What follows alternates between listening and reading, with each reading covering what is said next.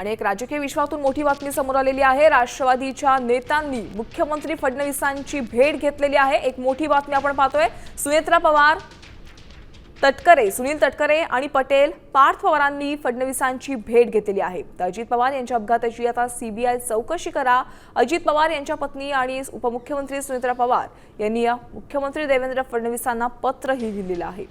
अजितदादा यांच्या मृत्यूला 20 दिवस होत असताना अजूनही अपेक्षित चौकशी होत नसल्यामुळे राष्ट्रवादीमध्ये अंतर्गत खदखद सुरू आहे। राष्ट्रवादी काँग्रेसच्या अनेक नेत्यांच्या उच्चस्तरीय चौकशीच्या मागणीनंतर सुनेत्रा पवार यांचीही आता सीबीआय चौकशीची त्यांनी मागणी केलेली आहे।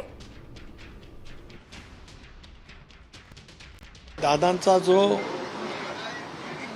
अपघाती मृत्यू झाला या संदर्भामध्ये आम्ही त्यांना एक निवेदन दिलं की या संबंध प्रकरणाची सीबीआय मार्फत चौकशी त्या ठिकाणी करावी असं मुख्यमंत्री महोदयांना आम्ही निवेदन त्या ठिकाणी दिलं।